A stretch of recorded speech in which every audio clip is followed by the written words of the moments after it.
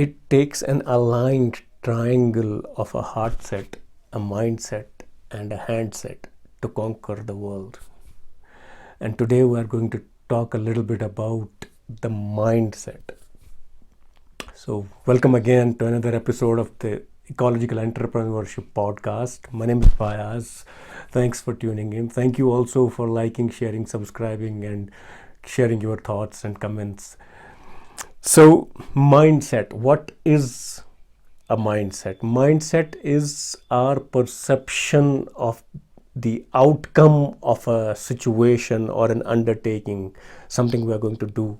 So, if we perceive the outcome of something we are intending to do will be negative, then the decisions we make in the process of doing that thing will be affected by that. So if, for example, we perceive a negative outcome, then our decisions will be based on that. And if we perceive a positive outcome, then we'll move forward with this with the same enthusiasm, and will make decisions accordingly. So how is this mindset formed? How is this mindset developed? Is because we are inherently programmable beings. Our mind has these two parts, conscious and subconscious. And as it turns out,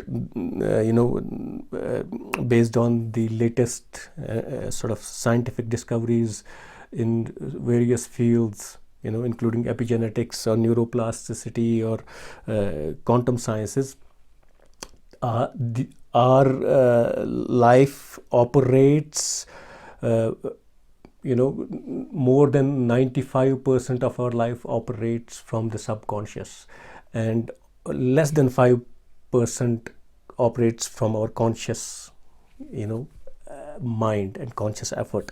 So to give you an example, for example, right now when I am talking to you and I'm recording this video, I'm consciously focusing on what to say and how to say it, and talking about this. But at the same time, my heart is working, all my body parts are working, and so I'm not consciously focusing on that, and subconscious is taking care of that. So subconscious is this habitual mind, that once it is trained to do something, it just goes on doing it irrespective. It doesn't stop. It never stops, and it does it perfectly. And similarly, when you are watching this video, for example, so your conscious attention is towards what I am saying, and you are hearing that and processing that. So that's consciously you are taking in new stuff, and at the same time whole of your body is functioning so perfectly. So that's the difference between conscious and subconscious. So because there is so much to understand and so much to do, if you had to consciously run your body, then you will really have no time to do anything except for just keeping your heart going. You couldn't take care of even other organs. So anyway, so that's the power of the subconscious and the importance of the subconscious. So that's how we operate, and this also applies to a lot of the things that we do in the world. For example, when we say we are programmable beings, and how we are programmed is or how our mind is also programmed beyond the inherent body functions, is we invariably take in the beliefs and the mindset of our caregivers, for example, parents or our extended family, our teachers, our friends, our community, and we're also programmed by media. There's a lot of exposure to media, especially to kids these days, unfiltered access. So a lot of that also programs us. So, and when we are young, as kids, there is no, we don't the conscious part of the mind has not developed, so there's no filter really, because there's a lot to learn. So that's how nature has designed us. So we're in this constant hypnosis till the age of about 7 or 8, so taking in everything and putting it into our subconscious. So whatever happens during that period, parenting, schooling, society, media, and government and everything, whatever we are exposed to gets into our subconscious, and that's when our basic self-image, our image of ourselves, our mindset is built. And also repetition, if something is repeated very often, even after the age of 7, that also goes into our subconscious. Whatever we hold in our attention or in our thoughts for a long period invariably ends up going into our subconscious and becoming a belief and part of the mindset. So how do we then understand mindset and change it if we wanted to? If, for example, what is the difference between a positive mindset and a negative mindset? A positive mindset is, it very often, in most cases, perceives a positive outcome from any undertaking. So the person is more proactive in taking initiative and doing things, and experimenting and doing more. And a person who mostly perceives a negative outcome or has these limiting beliefs, so that person does not try a lot. It tries to play it safe and look for safety. So they invariably miss opportunities. So a person with a positive mindset will take advantage of opportunities, and a person with a negative mindset will ignore opportunities. So that's the basic difference. And how does it work is that when you perceive a positive outcome, you feel happy, you are more enthusiastic, and so you then give your subconscious,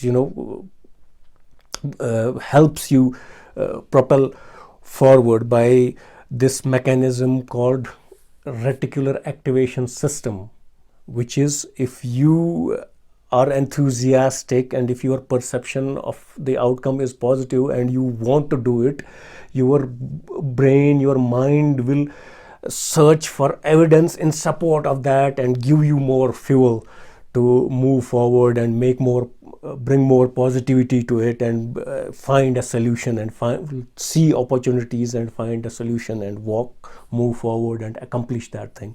So, and if you are perceiving a negative result, and so you are fearing failure, and so you are experiencing fear, and that message will go back to your subconscious. So it will fetch more evidence in support of what you are feeling, the emotion, particularly the emotion you are feeling.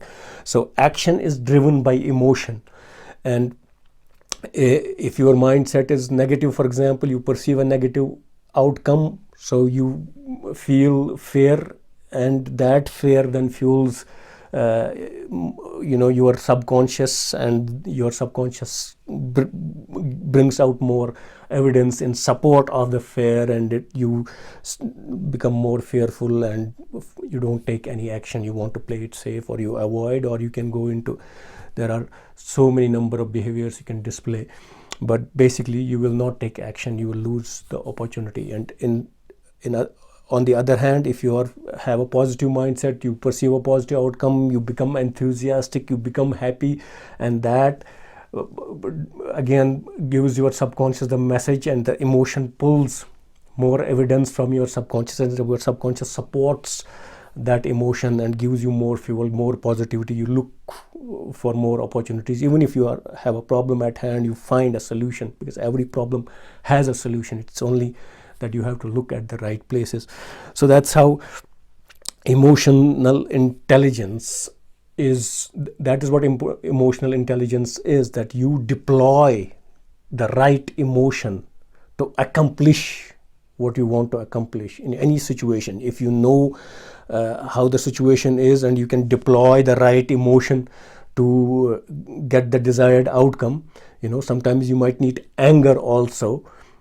You have to be very sure that you are deploying it strategically. That's the strategic use of emotion. That's the emotional intelligence. That if you know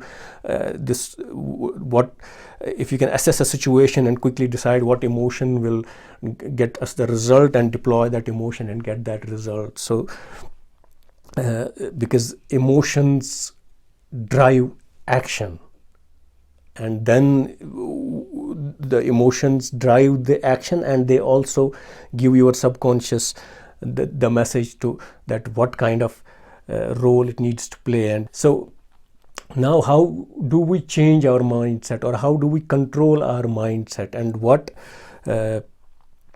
so again, the way basic programming happens, as we talked about earlier: hypnosis, repetition, the company we have, the things that we hold in our focus and in our thoughts. So the same thing is applicable here, and you have to be able to assess, if your mindset is positive or negative, depending upon, you can try and assess your results and see, think about things, when something, if you are doing well, if you are happy, you are doing great, then yeah, you have a positive mindset. If you have trouble in any particular area, be it, your career, your health, your social life, your relationships, money, so that means you have something is wrong somewhere in your mindset, and you need to assess that and then identify what is stopping you, and then you have to replace that negative belief about, for example, money or relationships or health or career, and replace it with a positive belief. And how you do that is you have to focus on the positive side of it and reprogram your subconscious. The more you clarify what you want for yourself, so you have to give your mind what you want, you have to know what you want, and then you have to focus on it enough so that it gets into your subconscious, becomes a habit. Yeah, so we talked about mindset, what the mindset is, perception of the outcome, and how that impacts our decision making, and how we are programmable beings, and how we are programmed, and how we can now use as adults our conscious mind to reprogram our subconscious to align it with what we want to achieve in different areas of our life. I hope this was useful. Thank you very much for tuning in again, and thank you for sharing, subscribing, and commenting. We really look forward to hearing from you. And in case you are struggling in any area of life, be it your career, be it your relationships, be it your social life or financial life, so we have several programs that we can help you, particularly on the mindset. So please do get in touch, and we'll work together. So again, thank you very much. Until next time, take care.